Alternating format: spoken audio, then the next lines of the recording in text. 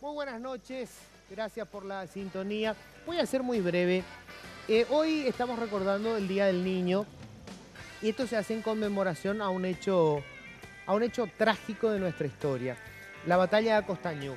Hay diferentes versiones, ustedes saben que con la historia siempre hay mucha polémica porque depende de quién contó y con qué objetivo hizo el relato sobre un hecho, sobre un suceso. Pero lo cierto y lo concreto es que hubo niños que murieron en una batalla, en una cruenta batalla que formó parte de una guerra fratricida que casi acaba con la población del país. Yo no estoy de acuerdo. No estoy de acuerdo con que vinculemos la celebración de la infancia, la celebración de ese periodo de inocencia del ser humano, probablemente debería ser uno de los mejores momentos de la vida, que es finita, ¿verdad?, de todo ser humano, con una situación tremenda como la guerra. Yo le decía hoy a alguien, ¿cómo le explicás a un niño de 5 años que vamos a celebrarle su día en conmemoración de una batalla en donde otros niños perdieron la vida? ¿Cómo le explicás eso sin matarle parte de la inocencia? ¿Por qué el niño tiene que saber ya de esas barbaridades que cometemos los adultos? Porque la guerra, esa guerra, como todas las guerras, fue un error de los adultos. Fuimos nosotros los que creamos esas condiciones. Esos niños nunca debieron estar en esa batalla, por supuesto. Un niño no tiene nada que ver con un hecho de violencia de los adultos. Nunca deberían tener. Entonces, ¿por qué seguimos nosotros vinculando el día en que celebramos la inocencia con un hecho trágico de nuestra historia? Es como para pensarlo.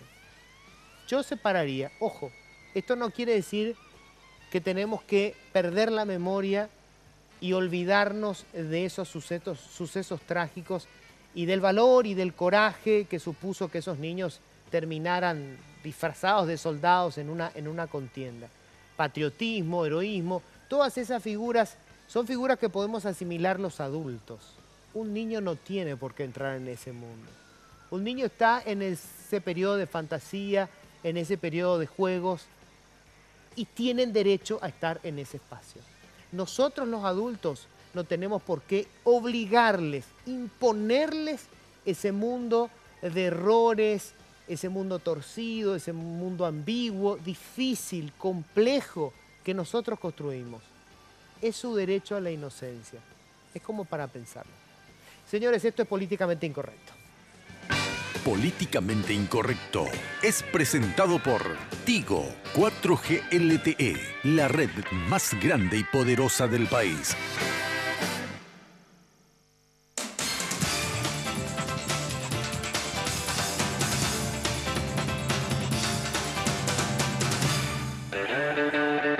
Bueno, y por supuesto, hoy vamos a hablar de la niñez y a ver, voy a hacerlo en dos partes del programa. Primero, hay dos campañas que nacen desde la sociedad civil y que apuntan a un mismo problema que hoy es el principal drama cuando hablamos de nuestros niños.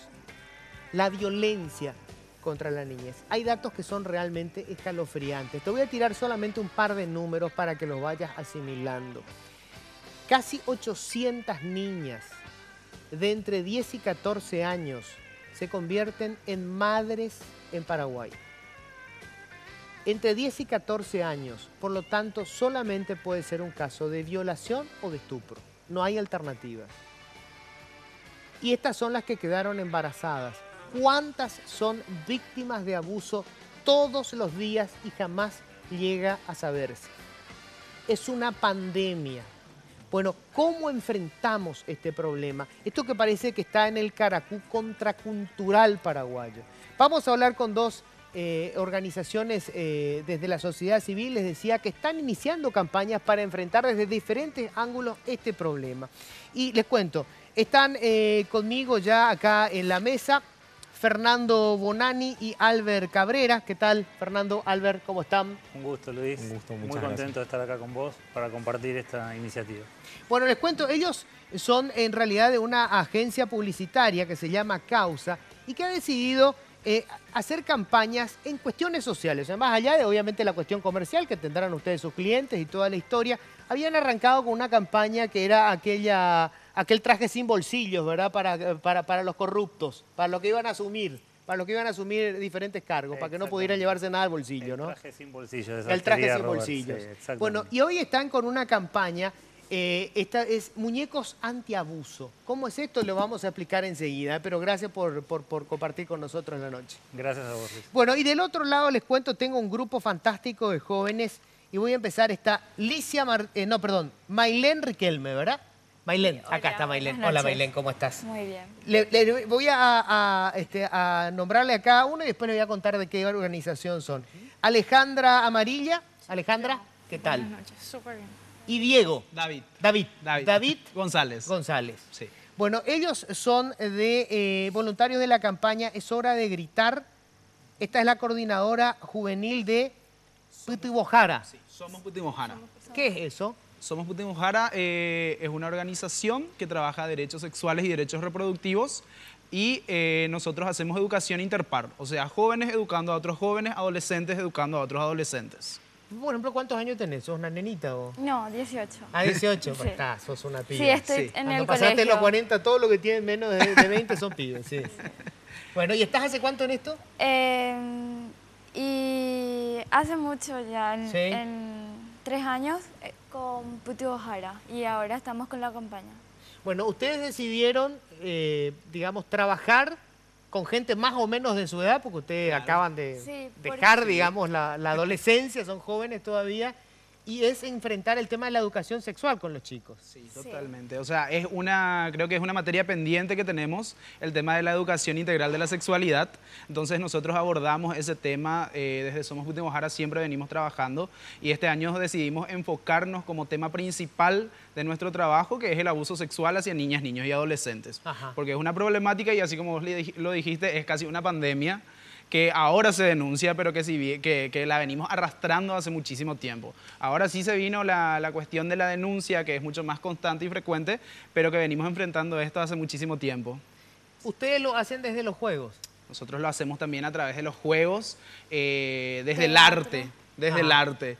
Ahora tenemos estos dos títeres, que serían Tatita y Petrono, en los que demostramos ciertas situaciones de abuso que suceden de manera cotidiana, digamos, y después hacemos un Ñemonguetahuazú, que sería una ronda con los niños, niñas y adolescentes para hablarles con un lenguaje bastante sencillo, bastante claro, qué es el abuso, cuáles son sus partes privadas que nadie puede tocar, que nadie debe ver de manera obscena, por decirlo de alguna manera, o buscando gratificación sexual. Bueno, y justamente Fernando y Albert plantean exactamente la misma cosa, desde lo lúdico, desde el juego, llegar al niño.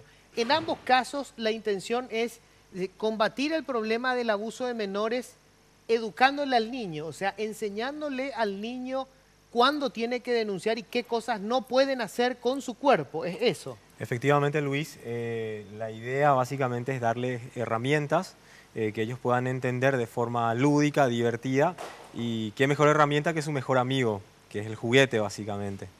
Entonces desde ahí queremos que entiendan lo que está bien y lo que está mal con respecto a su cuerpo mismo.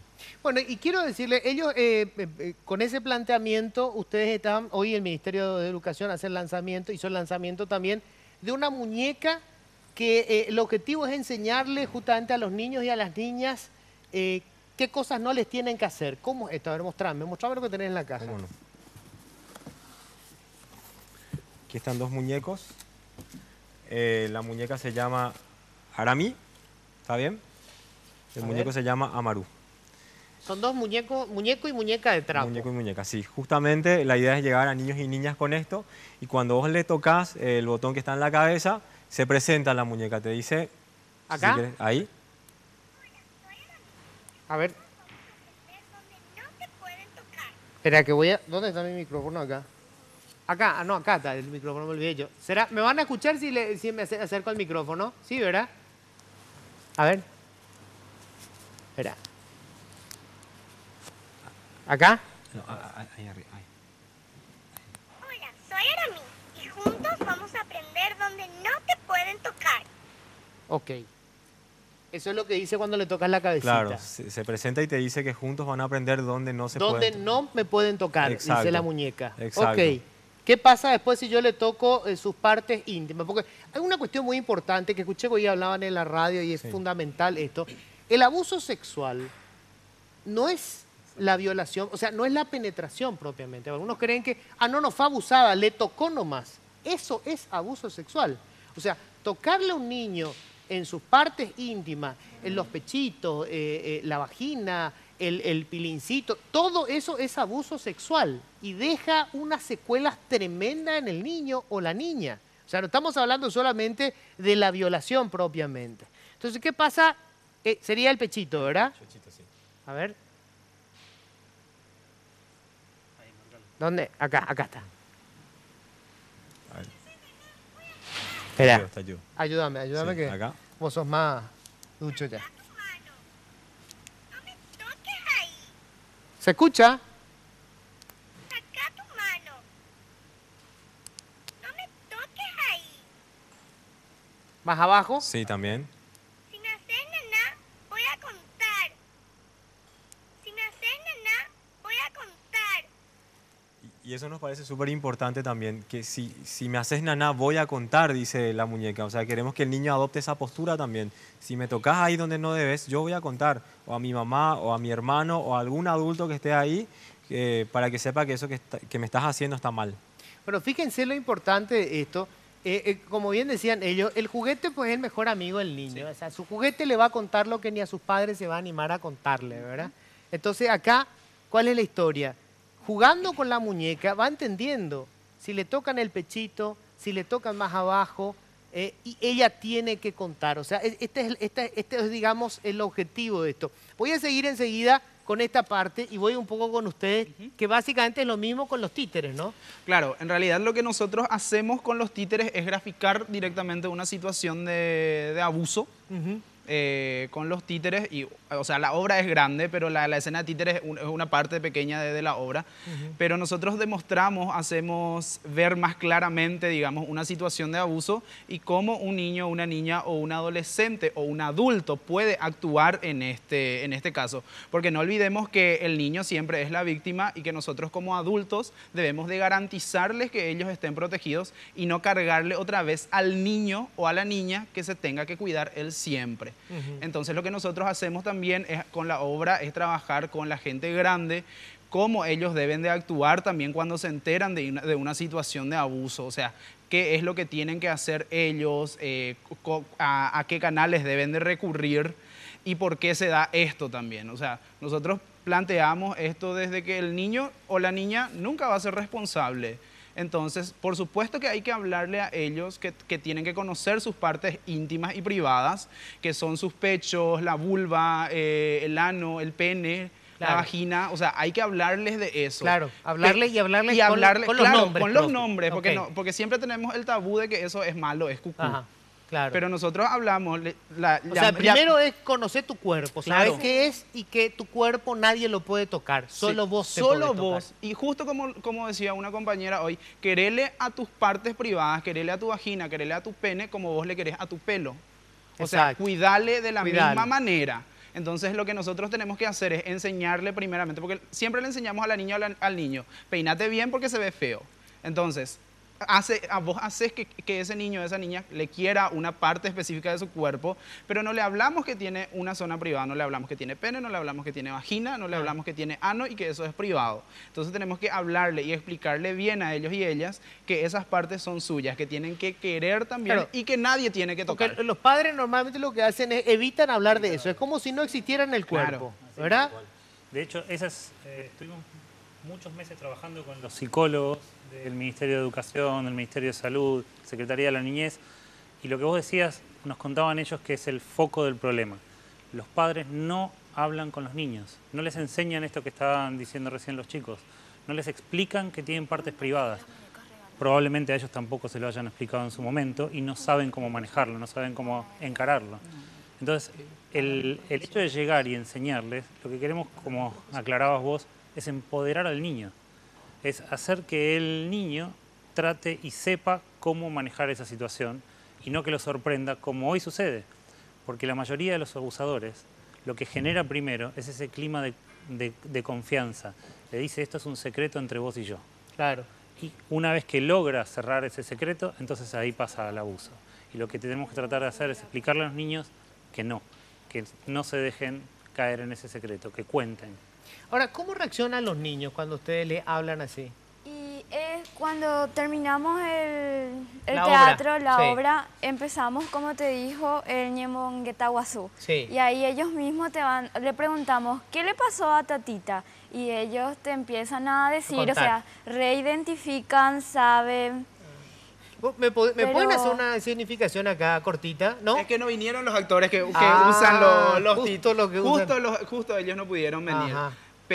Más o menos. Pero, por ejemplo, una escena, más o menos, decime más o menos qué cosas ven los chicos. Y Bueno, después- lo que se ve específicamente con los títeres es una niña que está jugando, de repente se acerca una persona que de alguna u otra manera ya la conoce y habla con ella, le dice si puede jugar con ella, la niña le dice que no.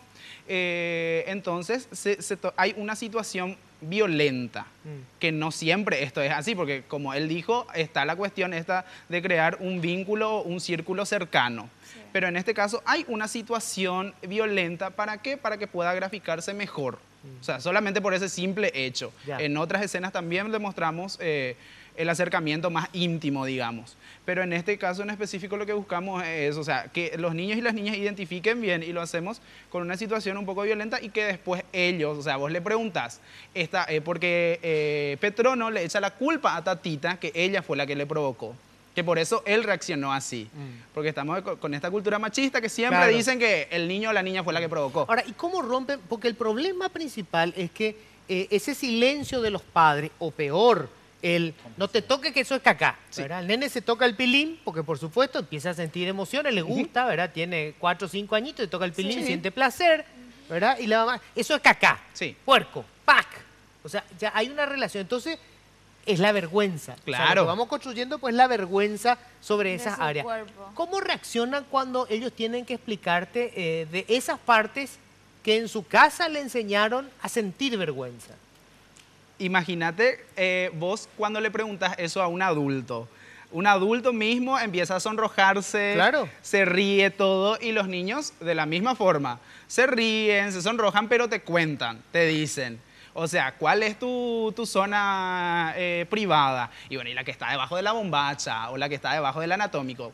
Una vez que vos le explicás eso, por supuesto que ellos lo identifican. Cuando está debajo de tu corpiño, cuando está debajo de tu remera, esa también es una parte privada. Entonces, por supuesto que se sonrojan, hay mucha risa de por medio, porque es algo de lo que no se habla. Como vos decís, cuando un nene o una nena empieza a tocarse, porque se estimula, por supuesto, no, deja, porque eso es caca, eso no se hace, esa parte nadie tiene Claro, que... pobrecito, se le paró el pilín, que es lo más Claro. normal del mundo, y la mamá hace un escándalo, Sí. ¿verdad? Ya, tengo un pervertido en la familia, Claro, te imaginas el totalmente.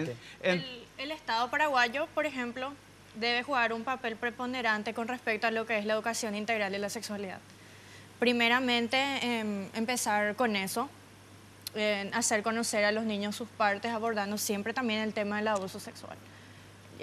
Pensamos también como adolescentes y jóvenes que es sumamente importante que en las escuelas y colegios se aborden estos temas de una educación integral de la sexualidad laica y científica. Ahí ya entramos en el terreno de... Sí. Sí. Pero acá esto es muy importante porque ustedes consiguieron el apoyo del Ministerio de Educación. O sea, el Estado se está involucrando y toma la campaña, lo cual me parece fabuloso. Literalmente, como decía recién, es muy importante poder llegar a todas las escuelas, y tenemos que ser muy sinceros. Cuando le presentamos esto hace poco tiempo al ministro Enrique Riera, no nos dejó terminar la presentación y dijo, esto tiene que ser parte de la educación. Vio la misma importancia de llegar a todas las escuelas y tomó la decisión de no solo de apoyar, sino de adueñarse de la campaña, de adueñarse del proyecto, y ya comenzó a formar a los maestros y a los psicólogos que van a trabajar una vez que lleguen todas las muñecas y se organice esto para cada una de las escuelas, para que se genere esto, para que se genere el momento, el ambiente, el juguete, y a raíz de eso comience la charla que hoy está vedada en la mayoría de los hogares. ¿Y cuántas van a ser? Hoy hicimos 500 muñecas, Ajá. que lo hicimos como parte de una iniciativa con el apoyo concreto y económico de Laboratorios Diagil, que desde el primer momento se sumó ya el año pasado a la campaña, y también el apoyo concreto de Amnistía Internacional. Y con esto vamos a llegar a varios centros de difusión y el Ministerio está armando justamente los canales para que apoyos privados también participen de esto para poder acercarla a todas las escuelas. Y la idea, hoy comentaba el viceministro, lo hizo público, comenzar con 3.000 para luego llegar a más de 12.000 en todos los lugares. También se sumó a la campaña la Organización de Estados Iberoamericanos, la OEI, UNICEF, que también manifestó participación. Realmente está generando un impacto muy grande porque entendieron justamente lo que decía, la importancia de que esto llegue a todas las escuelas donde están los niños, en los kinder, en la educación básica. Tenemos que hacer una breve pausa, enseguida vamos a seguir hablando de esto. Ustedes, señores padres, que seguro se ruborizan cuando empiezan, porque así es, porque a nosotros nos educaron así, o sea, tampoco es que seamos culpables de, no, nos educaron así. Decime si no te ocurrió, eras adolescente, te encerrabas en el baño, estabas 2 horas y tu papá te gritaba, degenerado, salí. Así nos educaron. ¿Cómo rompemos el círculo vicioso? De eso se trata. Hacemos la pausa y ya volvemos.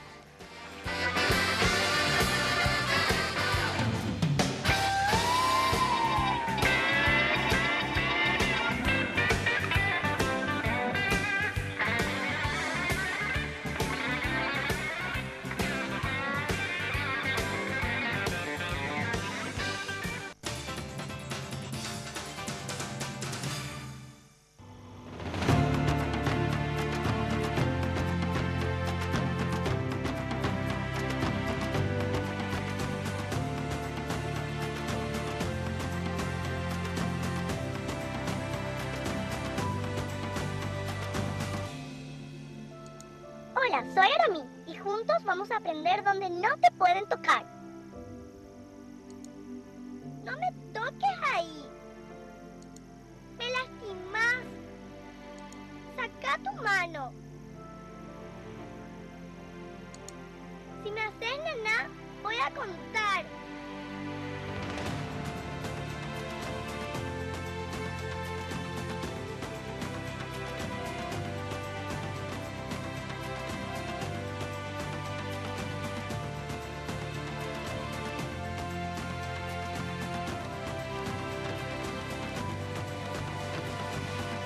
La utilización de estos juguetes va a servir dentro de lo que es el proceso de empoderamiento del niño de su cuerpo, de ser dueño de lo que es su cuerpo. Y lo que nosotros a través de la Dirección de Orientación estamos viendo son como sesiones. Y lo bueno es que la gente ahora denuncia más hechos.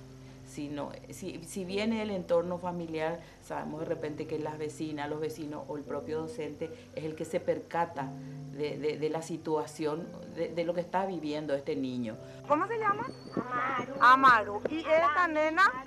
Arami. Me van a contar qué les enseñó Amaru. ¿Qué? Nadie les tiene que... ¿En dónde? Personas en su parte íntima, no se tiene que permitir. ¿A quién le tienen que contar? A mamá. A mamá y a otra persona mayor. Y los hermanos, si tienen hermanos o hermanas mayores.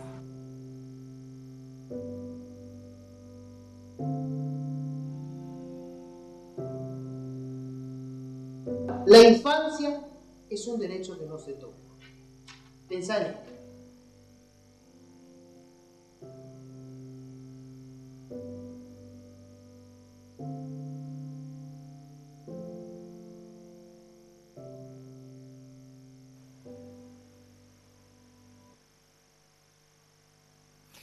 Bueno, ahí tenemos una de estas campañas desde la sociedad civil, nace, lo toma el Ministerio de Educación y realmente me parece fantástico. Así que me van a contar cómo reaccionaron los chicos cuando les llevaron. Y quiero ir otra vez con la campaña Es Hora de Gritar, la coordinadora juvenil Piti Bojara, porque ¿hace cuánto que están, me decías ustedes, en esto? 5 años. 5 años. 5 años. 5 años trabajando. Hay muchos trabajos de este tipo que no tienen a lo mejor mucha visibilidad, no tienen muchos recursos. Claro. Y a veces existe también la resistencia de parte de las profesoras, los padres, Porque enseguida cuando empiezan con esto, acá me vienen con la ideología de género. Sí. ¿Les pasó? Totalmente. Después ya van a querer que se casen los gays y que puedan adoptar. Eso es categórico, Siempre, ¿verdad? siempre pasa y siempre, esperemos que termine dentro de poco, esperemos que no siga para siempre, pero siempre pasa cuando vos te vas a dar talleres sobre educación de la sexualidad, sobre los derechos sexuales y derechos reproductivos, siempre está esa cuestión reacia de los profesores de no querer hablar de lo sexual, de la sexualidad, el tabú de lo sexual, que automáticamente va a querer que las personas se vuelvan homosexuales o van a querer que todas las personas aborten. Le van a aborten. dar una charla a mi hijo y se va a hacer gay. Claro, totalmente. Así mismo. Entonces siempre está eso presente, está siempre eso presente, pero que igual nosotros venimos trabajando desde el 2011, 5 años de trabajo ininterrumpido con Somos Putimos Jara, y cada año tomamos enfoques distintos. Cada año vamos trabajando más. Ahora, ¿a dónde van? Porque no es lo mismo que si van con esto en el colegio Goethe, que si se van a, digamos, la zona de Chacarita. O sea, obviamente es totalmente distinto o no. Claro, o sea, siempre va a ser distinto desde una realidad a otra. No podemos comparar una realidad de la gente del Goethe con la realidad de la gente de la Chacarita. Uno por la situación en la que vive, en la realidad socioeconómica real, la formación que recibe también, y sabemos muy bien que la gente que vive en esos sectores es totalmente abandonada por el Estado. Claro. Entonces, partimos desde una educación que es mediocre, así por decirlo de alguna manera. En temas de educación de la sexualidad es absolutamente mediocre porque no hablan de sexualidad, y si lo hablan, no lo hablan con un enfoque de género. Hablamos desde la sexualidad, desde el miedo, desde el tabú, desde que lo sexual no es permitido, y le quitan la parte de género, el enfoque de género, y lo que hacemos ahí... ¿Qué es el enfoque de género? El enfoque de género habla de la libertad de todas las personas, o sea, los derechos que tenemos todas y todos de vivir una sexualidad libre, por decirlo de alguna manera, y que se nos respete eso. Pero ¿qué pasa? Cuando le quitamos la parte genérica, o la parte de género, mejor dicho, hablamos de que los niños son los que se tienen que cuidarse, pero los adultos son los que están haciendo daño. Y acá voy a entrar justamente en esto, porque también ustedes están elaborando, creo que es como un manual, ¿no?, para los padres, porque esto no es solamente para los chicos, también para los padres. Exactamente, Luis. El muñeco también sirve como una excusa para el padre, para los adultos, para entablar la conversación con los chicos, porque ¿qué pasa? Hoy por hoy no saben cómo llegar al chico, no saben cómo empezar a hablar del tema. Entonces, aparte del muñeco, hay un instructivo para el padre, donde detalladamente se cuenta cómo llegar al chico a través del muñeco, y cómo detectar también los síntomas de un posible abuso si es que se estuviera dando. Clave, sí. También otro punto clave es el tema de la denuncia. Están los números de denuncia, que es el 147 de la Secretaría de la Niñez y un 0800 que es del Ministerio de Educación, ¿verdad? Eso es lo que tenemos acompañando al muñeco. Decime, en estos 5 años, quiero escucharle también acá a las niñas, en estos 5 años, ¿te tocó alguna experiencia de alguna niñita que se haya animado a contarte algo o que vos te hayas dado cuenta que había algo allí? No. ¿No? No. ¿Y cómo reaccionan? Principalmente digo las niñas porque como encima es una sociedad machista, digamos, la más reprimida es la niña. Claro. Y como te dije, todavía nadie se me acercó, pero yo creo que sí voy a saber reaccionar con... ¿Estás preparada para orientarla? Sí. ¿Y a vos te pasó? No, no me pasó, pero consideramos súper importante la protección integral de la víctima, por sobre todas las cosas. ¿Y cómo ven? Son 5 años. Sí. ¿Ustedes ven que hay una evolución, que más gente se anima a denunciar, que más gente empieza a ver esto como lo que es un delito? Y sí, en mi entorno al menos sí, porque saben, comparten, ven. Y así más ahora con la campaña, que es a través de las redes sociales.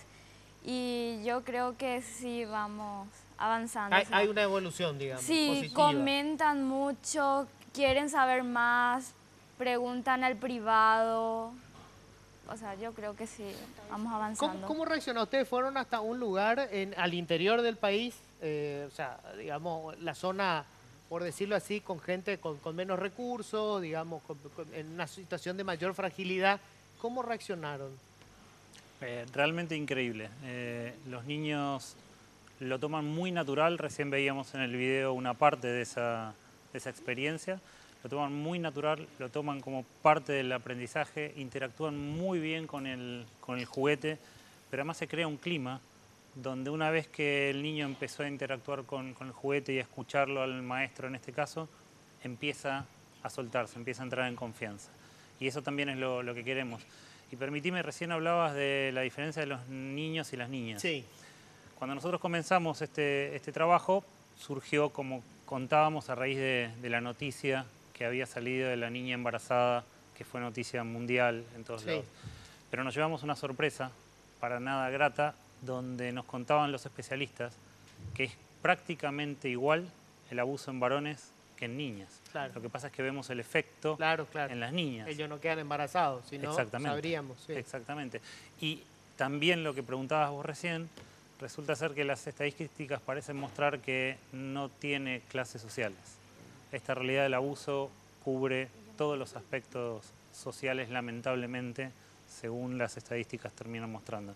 Por eso también el desarrollo que hicimos fue de un muñeco y una muñeca, no solo para las niñas. ¿Cómo reaccionan los padres? Se sorprenden. De hecho que hicimos testeos, así como en Areguá, fuimos con profesores para ver cómo reaccionaban tanto los profesores como los niños. Los padres le daban el muñeco al chico y lo que hacían era dejarle que experimente. Y al apretar los botones, lo primero que preguntaban los niños era, papá o mamá, ¿por qué no le puedo tocar ahí? Y ahí es donde se generaba el debate, ahí es como empezaba la conversación con respecto a este tema. Pasaron dos cosas. Recién cuando salíamos de la radio, por ejemplo, se nos acercó una señora adentro para pedirnos, por favor, si podíamos llevar los muñecos a su escuela, porque lo vio como una alternativa, una salida para que sus hijos reciban el mensaje. Entonces, por un lado, es como una excusa que tienen los padres para que el tema se toque, incluso padres que no se animan a hablarlo. Lo ven esto como una ayuda, como una oportunidad. Todavía no todos como para usarlo ellos mismos para hablar con los hijos. Pero creemos que con el correr del tiempo y cuando los niños empiecen a hablar de esto, los padres van a tener que hablar también. Bueno, yo les tengo que agradecer muchísimo. Creo que son dos iniciativas fantásticas realmente. Hay que romper el silencio. Hay que romper la vergüenza, primero de los padres, porque los padres no se animan a hablar de este tema. Segundo, hay que destruir toda una corriente contracultural, porque el abuso de menores no es reciente, señores. Esto forma parte de nuestra historia. Esto se viene arrastrando desde hace muchísimo tiempo y lo que nunca hicimos es hablarlo. Teníamos casos en estos días, esta mujer, 20 años, 5 hijos. ¿Qué le podés reclamar si ella todavía es una niña? O sea, esa mujer desde los 14 años ha estado embarazada. Desde los 14 años vivió embarazada. Ella no recibió ninguna educación, ella no recibió ninguna cobertura pública. Ella está al azar. ¿Y qué puede transmitirle a esas 5 niñas? Encima son 5 niñas. Les agradezco muchísimo. Me alegra de que estén trabajando en esto y ojalá podamos entre todos, ¿verdad?, empezar a darle una mayor protección a nuestros niños. Muchísimas gracias. Y bueno, y saber que el abuso sexual no es algo natural y que nunca la víctima es culpable. Absolutamente, fundamental.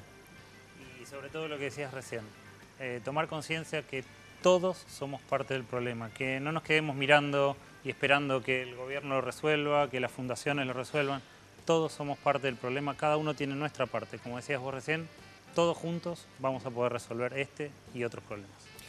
Tengo que hacer una breve pausa, les agradezco a ustedes la participación.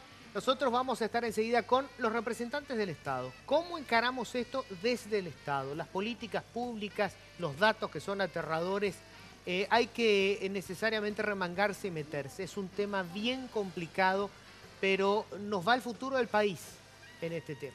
Pausa y ya volvemos.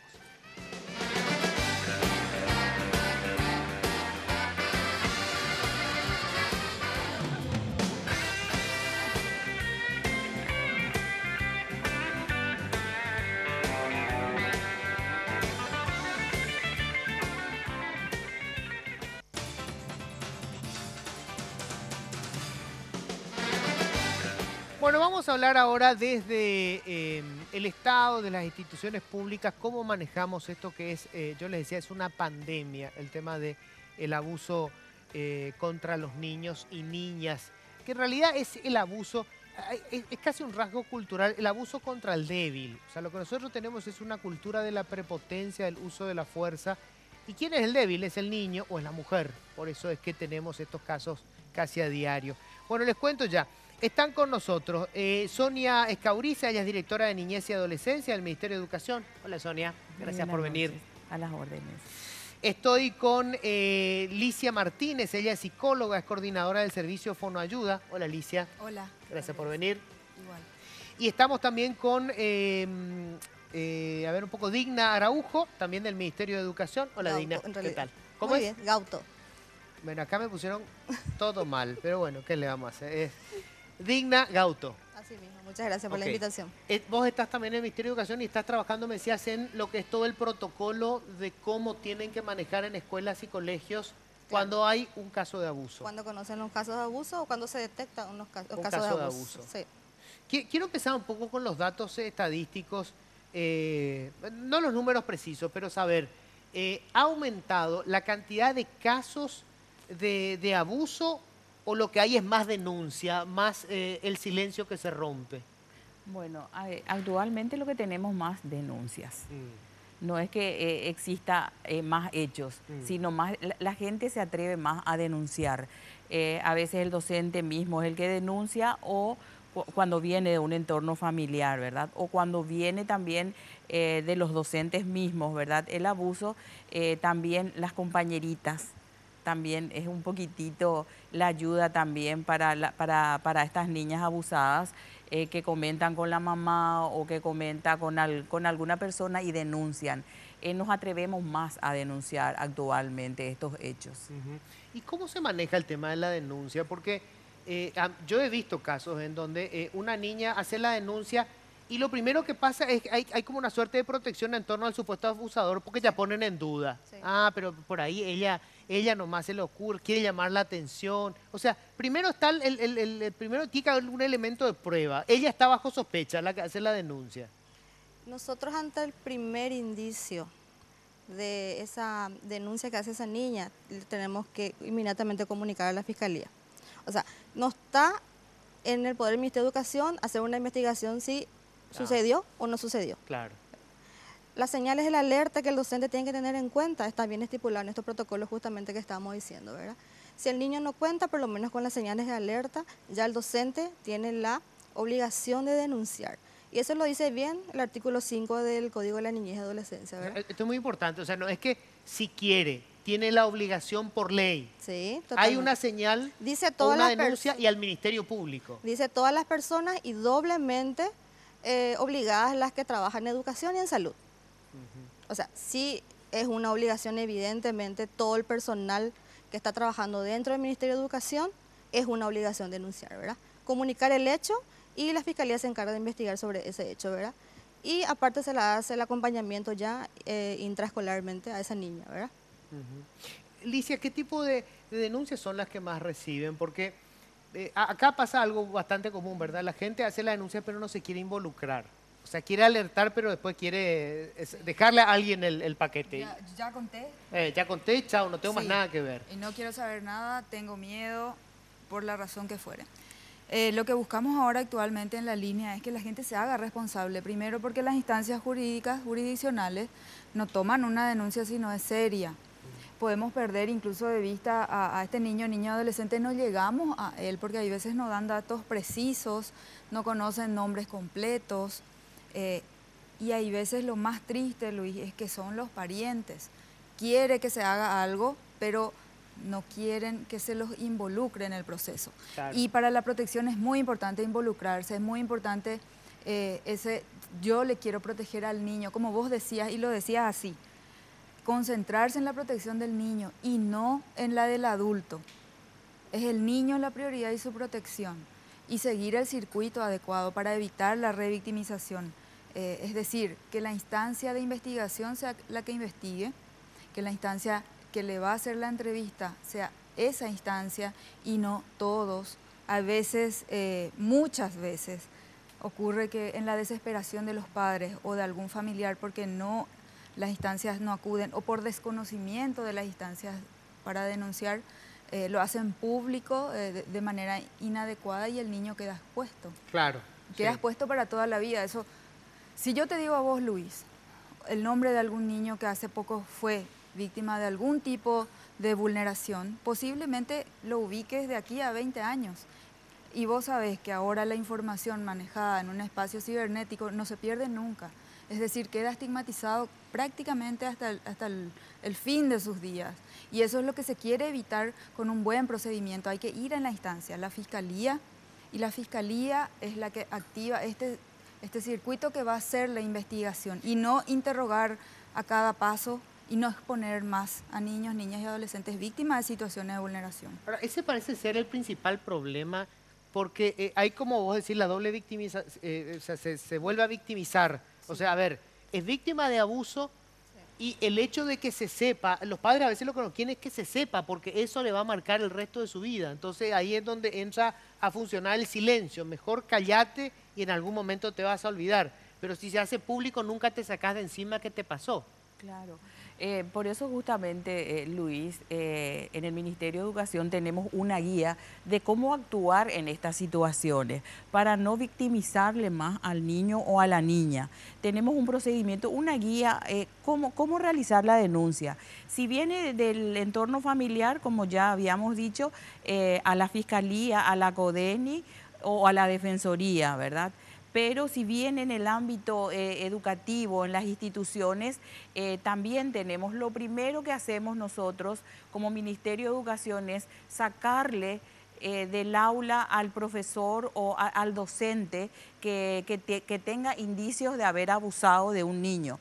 Y más, si ya tiene una causa, eso va directamente a un sumario administrativo. O sea, las herramientas legales para proceder y cómo trabajar y cómo actuar en los casos de vulneración de derechos en general, como en este caso específico, ¿verdad?, del abuso, tenemos en el Ministerio de Educación. Son herramientas que hacemos llegar a nuestros docentes, a nuestros directores y a nuestros supervisores, ¿verdad? Y ahora con el lanzamiento de la campaña La infancia no se toca, ¿verdad?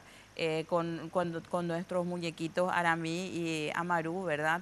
También estamos presentando la herramienta para los chicos, para los niños, cómo hacer esa denuncia, ver jugando cómo son sus derechos en estos casos. Ahora, ¿cómo se maneja el tema de la educación sexual? Es un tema complicado porque sabemos que allí enseguida entramos en colisión a veces con digamos, aquellos que todavía no entienden que el Estado es aséptico en términos religiosos, que es ciencia y es educación y tiene que necesariamente dar la información a los chicos, ¿verdad?, y a los adolescentes. ¿Cómo se está manejando eso? Porque lamentablemente cada vez que el Ministerio de Educación quería avanzar, hay un sector ultraconservador de la sociedad que le ponía todos los palos. Acá hay que ser bastante sincero en ese tema, ¿verdad?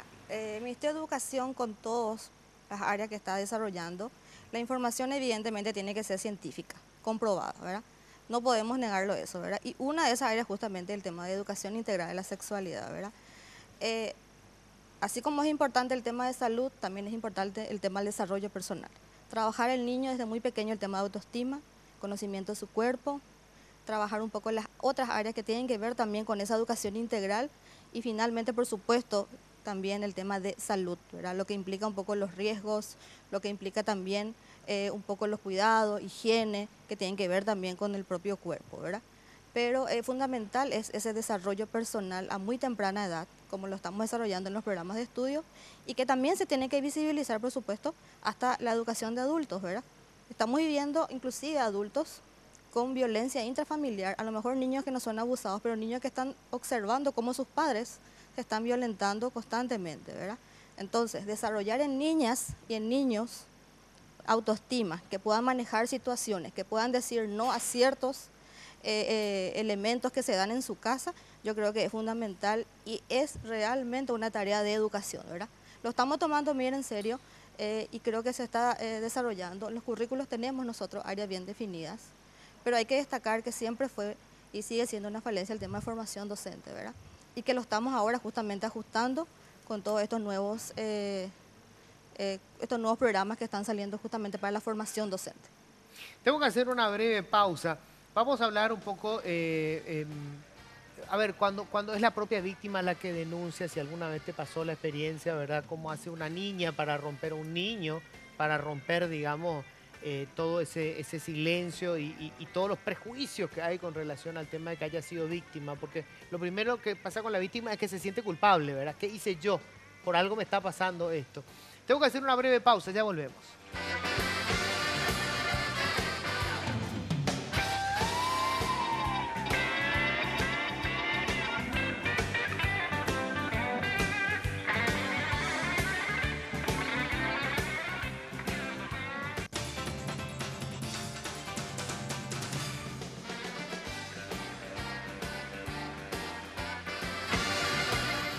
Bueno, vamos a hablar un poco ahora de cómo reaccionan, es decir, qué pasa cuando es el niño. ¿Te pasó, digamos, de que sea la víctima la que se anima a hacer la denuncia?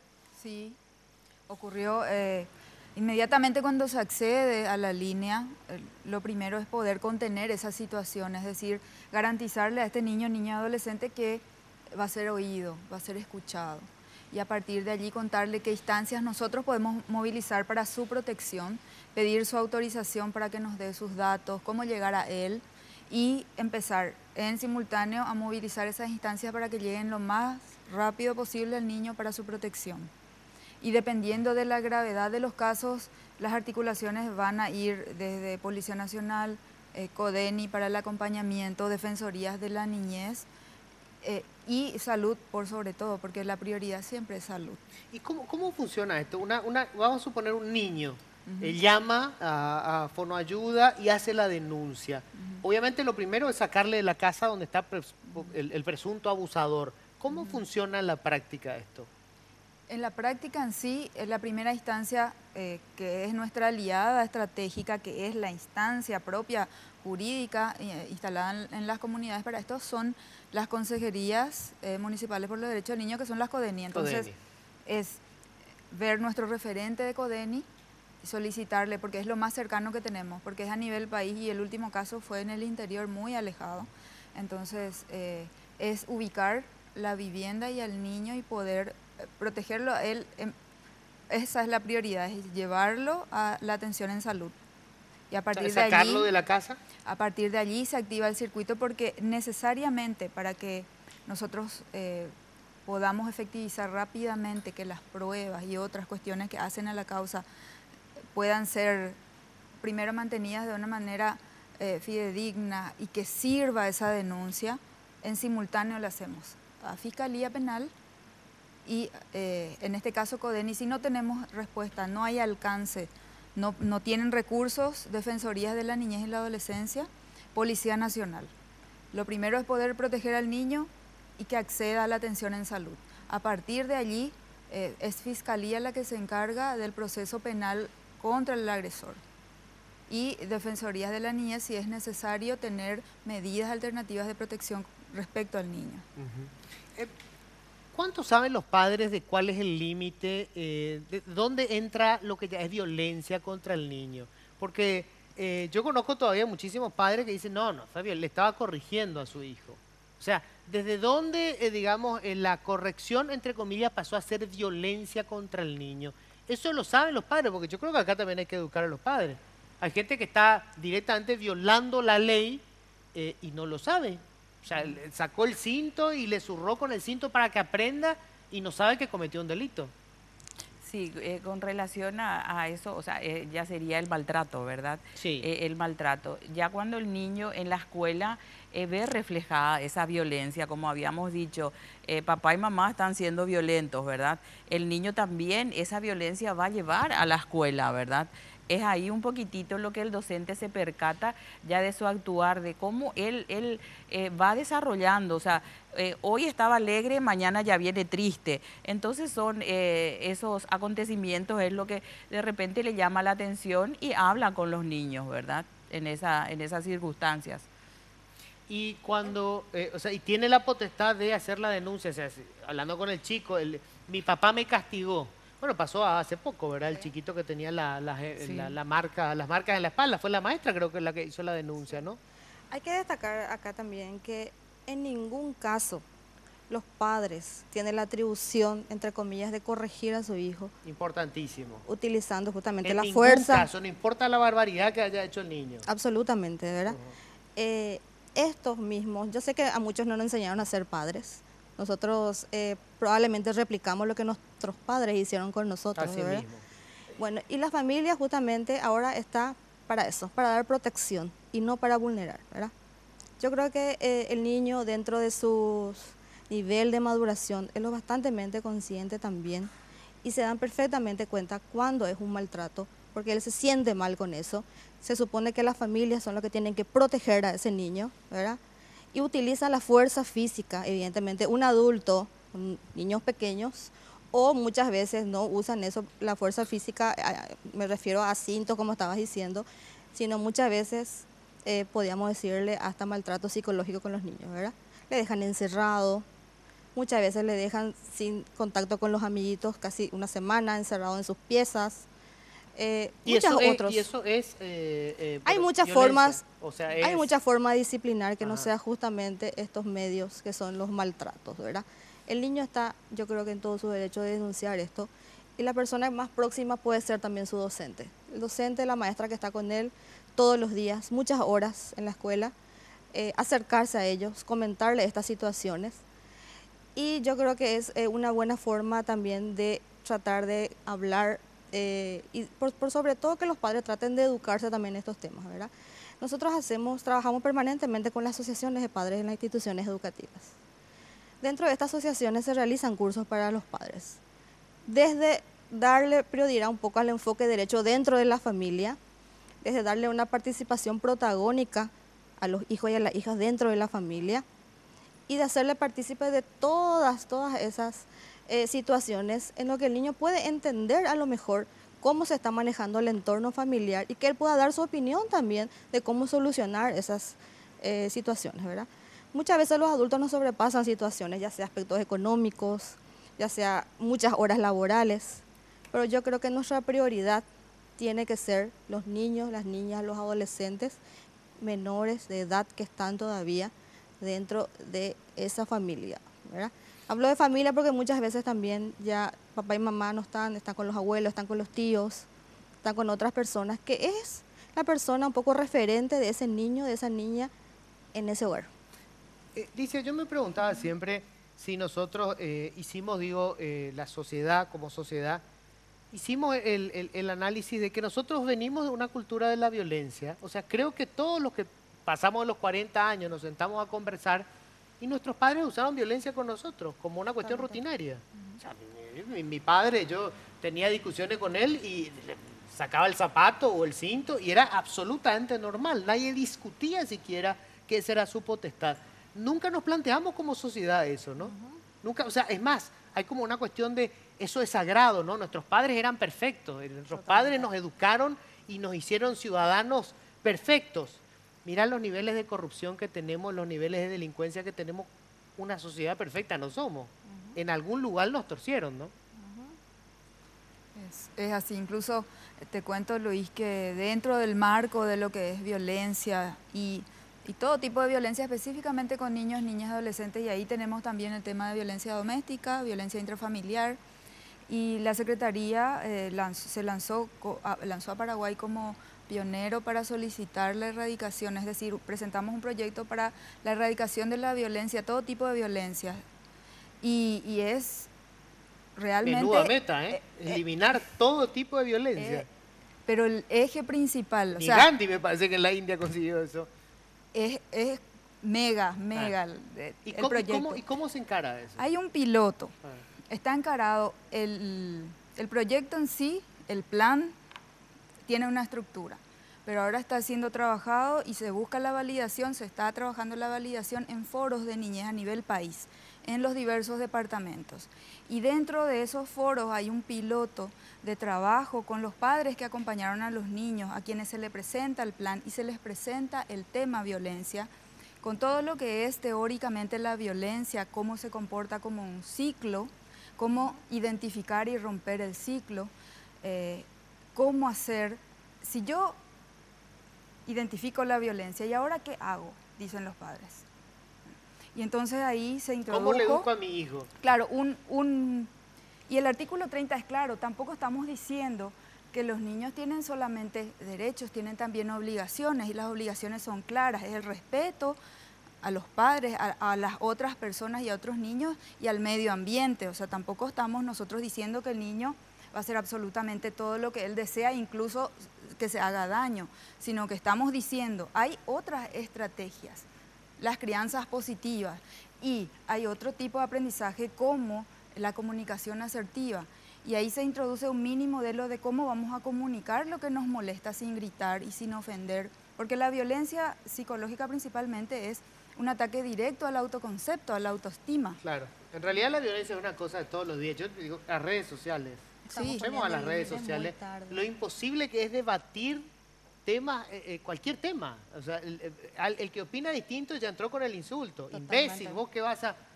Yo digo, esta es la sociedad que construimos, ¿verdad? Sí. Estos son los padres que tenemos, ¿verdad? Bueno, se me fue el tiempo lamentablemente, pero bueno, por lo menos era dar una pincelada. Creo que esto tenemos que debatirlo mucho más, ¿verdad? Nos va el futuro, lo que decía hace rato, nos va el futuro en esto, ¿verdad? No puedo dejar de recordar esto rápidamente, por favor, porque si no fuera porque tenemos auspiciantes no podemos hacer programas de debate de este tipo, no es fácil. Tigo, navega a máxima velocidad, estés donde estés, conseguí hoy mismo tu chip 4G totalmente gratis en cualquier sucursal Tigo y empezá a vivir la experiencia 4G LTE de Tigo con la red más grande y poderosa del país. En Tigo, el centro sos vos. Les agradezco muchísimo la presencia. Muchas gracias. A las Gracias, órdenes cuando... Y ustedes sigan debatiendo, señores. No es que tenemos una sociedad perfecta. Ay, a mí me educó también mi mamá y mi papá. No es cierto, señores.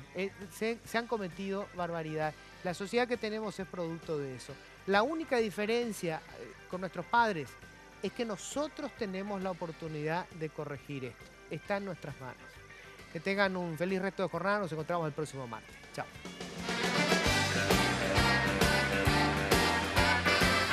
Políticamente Incorrecto fue presentado por Tigo 4G LTE, la red más grande y poderosa del país.